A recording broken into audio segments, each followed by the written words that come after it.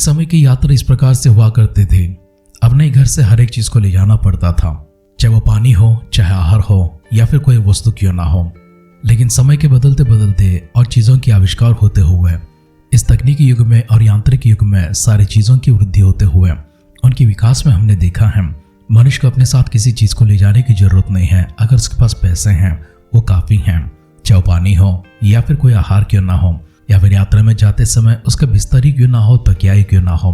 अभी मनुष्य को बोझ उठाकर जाने की जरूरत नहीं है, क्योंकि यात्रा में ही सभी चीजों का प्रबंधन किया जाता है और यात्रा बहुत ही सुखदायक होती है। चाहे कोई रिसोर्ट में जाते हैं, होटल में जाते हैं या फिर कोई और जगह पर जाते हैं, सारी चीजों का प्रबंध वहां पर होता है। मनुष्य को बस उसका कीमत चुकाना पड़ता है और वो बाकी चीजों का अनुभव कर सकता है। यात्रा में जाना है, अपने घर से भी कुछ लेकर नहीं गए हैं और राह में भी हमें कुछ मिला नहीं है, क्योंकि हमारे पास धन नहीं है, इतने पैसे नहीं है, तो हमारी यात्रा औरों की तरह सुखदायक नहीं होती हैं।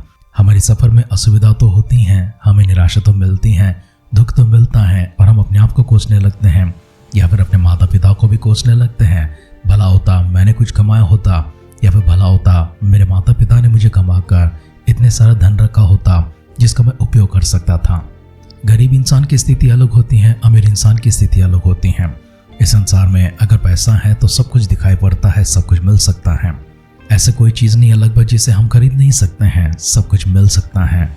इन्हें वस्तुओं से लेकर व्यक्तियों तक भी हम देख सकते हैं। धनवान इंसान के पास व्यक्तियों को खरीदने अर्थात उनको वेतन देकर अपना काम कराने का और उन्हीं के साथ में सब कुछ कराते हुए खुद धनवान इंसान सुख विलास के साथ में, आराम के साथ में रहता है। हम मिस्र की कहानी को देखते हैं। मिस्र की कहानी में अगर मिस्र के राजा के पास इतना जमीन है, आज मिस्र के राजा के पास इतना धन है, दौलत है, इन सब का कारण केवल एकमात्र परमेश्वर है और एकमात्र व्यक्ति भी हैं जिनका नाम यूसुफ है। अकाल के समय परमेश्वर ने यूसुफ को समझ दिया था, यूसुफ को ज्ञान दिया था और उसी यूसुफ को राजसिंहासन के ऊपर बिठाया था। जब फसल की समृद्धि हो रही थी, यूसुफ ने चितराई के साथ में, समझ और ज्ञान के साथ में इस कार्य को किया था। और जब अकाल आ गया था, सबके पास धान खत्म हो गया था। उस समय मिस्र देश में सिर्फ अनाज था, धान था और किसी के पास ना था। इसलिए यूसुफ ने सभी के पास से पैसे लेते हुए अनाज को दिया था, सभी के पास पैसे लेते हुए बीज को दिया था और सभी के पास जब पैसे खत्म हो गए थे उनकी वस्तुओं को उन्होंने रख लिया था और उसके बदले में अनाज दिया था, उनको बीज दिया था। जब उनके पास सब कुछ खत्म हो चुका है, उनके पास सिर्फ जमीन था और जमीन को भी उन्होंने ले लिया था। इस तरह से फिरौन के लिए सारे जमीन को भी इकट्ठा करते हुए, अनाज को और धान को बेचते हुए यूसुफ ने फिरौन को सबसे बड़ा बना दिया था। आज अगर मिस्र देश में इतनी भूमि है, इतनी जगह है, किसी के पास इतनी जगह नहीं है। आसपास के देशों के लोगों भी अपने जगहों को उनको दे दिए हैं। इसका कारण है सिर्फ एकमात्र यूसुफ, जिन्हें परमेश्वर ने उस राजसिंहासन पर बिठा दिया था। लेकिन उसी यूसुफ की मृत्यु के बाद और फिरौन की मृत्यु के बाद 4 शतक जब बीत जाते हैं, 4 सदियाँ 4 पीढ़ियाँ जब बीत जाती हैं, उस समय हालात सब बदल जाते हैं, विपरीत हो जाते हैं। आज यूसुफ के घराना, आज उनके भाई हैं, उनके सारे परिवार हैं, उन सबों को गुलाम बना दिया गया है, उन्हें गरीब बना दिया गया है। उनके हाथों से ईंट और गारे बनवाते हुए, भांति भांति के खेत के काम करवाते हुए और अलग प्रकार के परिश्रम से उन्हें बहुत सताया गया था, जिसे देखकर परमेश्वर ने अपनी करुणा से, अपने अनुग्रह से और इब्राहिम को जो परमेश्वर ने प्रतिज्ञा दी थी, उस प्रतिज्ञा के अनुसार उनका छुटकारा के लिए, उनकी स्वतंत्रता के लिए मूसा को चुना है। उसी मूसा के माध्यम से आज इस्राएल स्वतंत्र होकर लाल समुद्र को पार करते हुए कनान देश की यात्रा में सीनाई पर्वत तक पहुंच चुके हैं। आज सीन के जंगल पर हम उनको देखते हैं, परमेश्वर किस प्रकार से उनके सारे प्रबंधनों को उन तक लेकर आते हैं, क्योंकि उनकी यात्रा में उनके पास में कुछ और भी नहीं था, उनके पास पैसे नहीं है, कुछ भी नहीं है। लंबी यात्रा है, 40 वर्षों की यात्रा है। इसलिए परमेश्वर ने चाहा है जिस प्रकार से एक धनवान मनुष्य अपनी यात्रा में धन देकर सभी सौलभ्यों को खरीद सकता है, उसी तरह परमेश्वर स्वर्ग से इनकी सारी सुविधाओं को, इनकी सारी सौलभ्यों को प्रदान करते हैं। इन्हें कीमत चुकाने की जरूरत नहीं है, बस एक ही कीमत चुकाना है, परमेश्वर के पर भरोसा करना है और उनके साथ में चलना है। आय वचनों के अध्ययन में हम आगे बढ़ने से पहले अपने आप को खुदा के हाथों में समर्पण करते हैं, सिरों को झुकाते हैं, प्रार्थना करते हैं। अनुग्रह भरा हाथ प्रभु का हमारे ऊपर होते हुए ज्ञान और समझ में चलाने के लिए, फिर से एक बार अपने वचन से बातें करने के लिए आए मिलकर दुआ करते हैं। हमसे कीमत ना लेते हुए वरन हमारे लिए कीमत चुकाते हुए स्वर्गीय भंडारों को खोलकर आकाश से हर एक चीज को हम तक पहुंचाने वाले, हमें तृप्त करने वाले, हमें समृद्धि से भरने वाले हमारे स्वर्गीय पिता परमेश्वर, स्तुति प्रशंसा महिमा गौरव आदर सम्मान हम आपकी करते हैं। अद्भुत समय आपने हमारे जीवन में प्रदान किया कि प्रभु आपकी संतान हो सके, आपकी पहचान को प्राप्त कर सके, उद्धार को प्राप्त कर सके। आपके परिजनों को आपकी दृष्टि में लेकर आते हैं। यदि किसी ने उद्धार को प्राप्त नहीं किया है, उनके उद्धार के लिए दुआ करते हैं। उद्धार में पहुंचे सभी लोगों को प्रभु जी अपनी राह पर चलाते हुए अपने वचनों की आड़ में प्रभु जी स्थिर खड़ा करने के लिए आपकी इच्छा के अनुसार परमेश्वर अपने जीवन का समर्पण करते हुए आपकी महिमा में प्रवेश होने का भाग्य हर किसी को प्रदान करने के लिए दुआ करते हैं। हमारे आज के दिन प्रभु जी और भविष्य आपकी नजर में लेकर आते हैं, सारी चीजों को प्रबंधन करते हैं, हमारी देखभाल करते, इसके लिए आपको धन्यवाद करते हैं। हमारी कुछ इच्छाएं प्रभु जी, हमारी कुछ मांगे हैं, हमारी कुछ प्रार्थनाएं जो अभी तक पूरा नहीं हुए हैं, उन्हें अभी आपकी दृष्टि में लेकर आते हैं। आप इस योग्य परमेश्वर की उन्हें प्रभु जी हम तक लेकर आ सकते हैं। आप सक्षम प्रभु जी, आप काबिल है परमेश्वर, आपके लिए कोई कार्य असंभव नहीं है। इसलिए प्रभु आपकी स्तुति करते हुए, प्रशंसा महिमा करते हुए हम निश्चिंत होकर परमेश्वर सिर्फ आपके ऊपर भरोसा करते हुए हमारी यात्रा को आगे बढ़ाते हैं। हमारे साथ दीजिए, हमसे बातें कीजिए, हमें अपनी स्थिर राह पर खड़ा करते हुए आपकी पुत्र के आगमन के लिए सिद्ध करने के लिए दुआ करते हैं।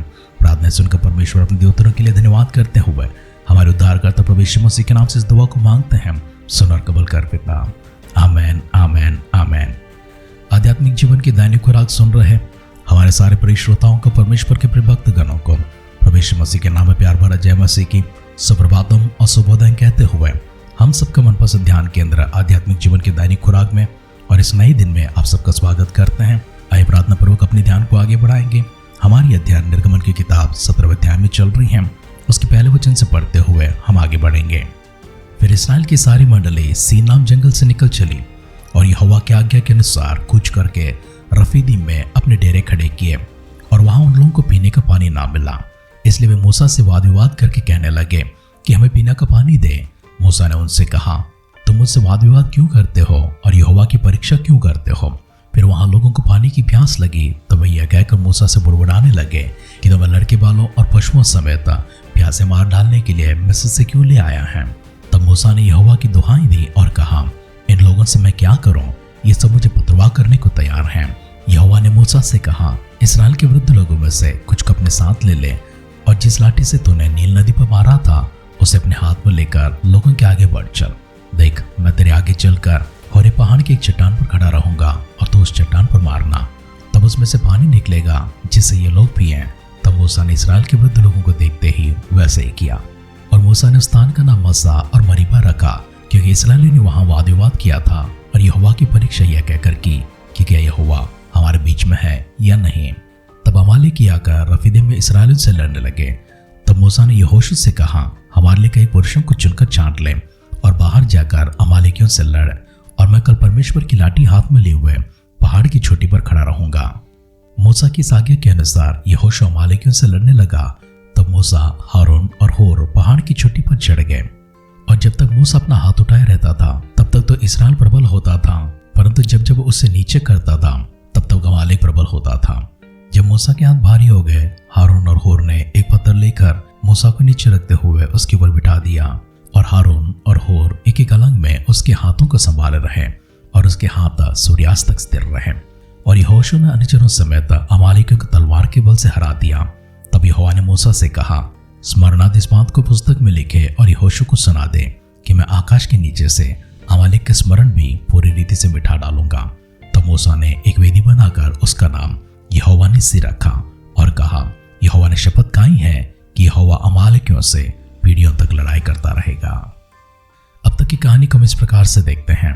सर्वप्रथम सीन के जंगल से निकलते हुए परमेश्वर की आज्ञा के अनुसार कूच करके रफीदीम तक पहुंच चुके हैं, और वहां पर उन्होंने अपना डेरा खड़ा किया। लेकिन जिस जगह पर वे अपना डेरा बांधते हैं वहां पर पानी नहीं था। इसलिए वो बुड़बुड़ाने लगे और मूसा से कहने लगे कि हमको तो इस प्रकार से मारने के लिए हमें हमारे बाल बच्चों और पशुओं समेत सभी को मारने के लिए लेकर आए हैं। तब मूसा परमेश्वर के पास जाकर दुहाई देने लगा। परमेश्वर ने मूसा से कहा, जिस लाठी के सहारे से तूने लाल समुद्र को पार कराया था उस लाठी को लेकर होरे के पर्वतों में से एक पर्वत के ऊपर जा। मैं वहां पर एक चट्टान पर खड़ा रहूंगा और तू उसको मारना, उसमें से पानी निकलेगा, जिससे कि इस्राएलियों के वाद विवाद का उत्तर मिल जाएगा। उन्होंने पूछा था, क्या सच में यहाँ पर यहोवा है? तो उनका संदेह था, अगर है तो हमें पानी क्यों नहीं है, हमारी देखभाल क्यों नहीं होता है? परमेश्वर अपने आप को प्रकट करने के लिए मूसा से कहते हैं, और मूसा ने वैसा ही किया। इस्राएल के कुछ वृद्ध लोगों को चुनते हुए उनकी आंखों के सामने इस तरह से किया और पानी वहां से निकला था। परमेश्वर के इस बड़े कार्य को इस्राएलियों ने देखा था। विवाद की उस जगह पर पानी को निकालने के बाद में मूसा ने उस जगह का नाम मस्सा और मरीबा रखा है, क्योंकि इस्राएली ने वहां पर वाद विवाद किया था और यहोवा की परीक्षा यह कहकर किया कि क्या यहोवा हमारे बीच में है या नहीं है। उसके बाद अमालेकी आते हैं, रफीदीम में इस्राएलियों के विरुद्ध में लड़ने लगते हैं। तब मूसा ने यहोशू से कहा, तुम तुम कुछ पुरुषों के हमारे लिए छांट कर चुन ले और बाहर जाकर उनसे युद्ध कर, और कल मैं परमेश्वर की लाठी हाथ में लिए हुए पहाड़ पर जाकर मैं वहां खड़ा रहूंगा। यहोशू नीचे अमालेकियों से युद्ध कर रहे थे। मूसा तो परमेश्वर की लाठी को लेकर पहाड़ पर चढ़कर परमेश्वर की ओर अपने हाथों को बढ़ाते हुए उसी लाठी को दिखाने लगा था। जब उसके हाथ भारी हो गए थे और नीचे गिरने लगे थे, मूसा के साथ में हारून भी था और हूर भी थे। इन दोनों ने मूसा के नीचे एक पत्थर को रखा, उसको बिठा दिया और दोनों अलग उमर एक एक करके उनके बाजुओं को पकड़ा था, क्योंकि जब जब मूसा के हाथ ऊपर उठते हैं तब तक इसराइली प्रबल होते हैं। जैसे मूसा के हाथ नीचे गिर जाते हैं तो इसराइली हारने लगते हैं। इसलिए इसराइलियों को जीत दिलाने के लिए, अपने प्राणों को बचाने के लिए परमेश्वर के आदेश के अनुसार मूसा अपने हाथों को उठा रखते हैं, और इस कार्य को हारून ने और हूर ने देखा है। युद्ध खत्म हो गया है, इसराइली प्रबल हो चुके हैं, जीत गए हैं।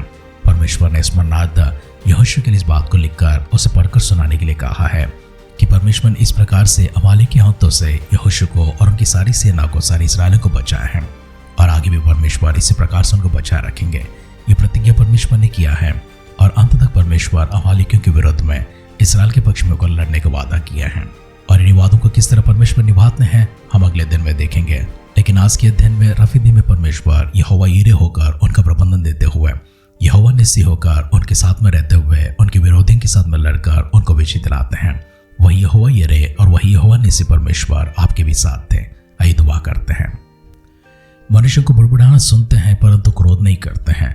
उनके बुड़बुड़ाने में, उनके कुड़कुड़ाने में और उनके बकझक में परमेश्वर आप उनकी आवश्यकताओं को भी देखते हैं, और प्रभु अपनी तरह से, अपनी करुणा से उनकी सारी आवश्यकताओं को पूरी भी करते हैं।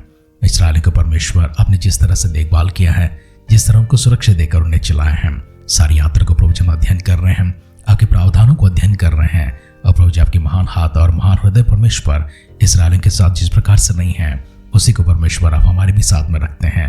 इसी विश्वास के साथ में हमारे लिए प्रभु जी, हमारे परिजनों के लिए हम दुआ करते हैं। परमेश्वर अंत तक आपने हमारा साथ देने का प्रतिज्ञा किया है, इसी तरह हमारा साथ देते रहिए। सारे शत्रुओं से प्रभु जी हमें दूर रखने के लिए और प्रकार की कमी घटी प्रभु जी हमसे दूर रखते हुए सारे प्रावधान स्वर्ग से हम तक पहुंचाने के लिए आपसे नम्र निवेदन करते हैं। हमारी प्रार्थना प्रभु जी आपके पास पहुंच चुकी है। अगर आपके पुत्र के आगमन में प्रभु जी देरी होगी, कल सुबह मिलते समय प्रभु जी हमारे उत्तरों को प्राप्त कर पाए, स्वर्गीय बरकतों से प्रभु जी हम तृप्त हो पाए, फिर से एक बार संगति में एक दूसरे को देख पाए, ऐसे सौभाग्य आप हमें प्रदान कर रहे हैं। इसके लिए आपको धन्यवाद करते हुए, अगर वहां मिलने से पहले आपके पुत्र के आगमन बादलों के ऊपर संभव होगी तो स्वर्ग राज में शामिल करने की दुआ आपके पास भेजते हुए, हमारी सारी पुकार सुनकर प्रभु जी हमको दिया उत्तरों के लिए धन्यवाद करते हुए, स्तुति प्रशंसा महिमा आदर सम्मान के साथ हमारे उद्धारकर्ता प्रभु यीशु मसीह के नाम से इस प्रार्थना को मांगते हैं। सुन और कबूल कर पिता। आमेन, आमेन, आमेन। मूसा के हाथ जब जब ऊपर उठे हैं, विजय इसराइल के पक्ष में है। परमेश्वर उनकी दुहाइयों को सुनते हुए, परमेश्वर उनके साथ देते हुए उनका उत्तर दिए हैं। इसी प्रकार से परमेश्वर की मांगों को, जरूरतों को पहचानते हुए उनके पास सब कुछ लेकर आए हैं। यहोवा निस्सी, यहोवा यीरे परमेश्वर आपके संग रहे, और आपके हाथ हमेशा दुहाई में, आराधना में, स्तुति में, धन्यवाद में परमेश्वर की ओर बने रहे। हमारी इस दुआ कामना के साथ आज की ध्यान की समाप्त करते हैं। आप सुनते रहिए, सुनाते रहिए आध्यात्मिक जीवन की दैनिक खुराक। कल फिर मिलेंगे। अपना ख्याल रखिए, अपनों का ख्याल रखिए, दूसरों का भी ख्याल रखिए। God bless you.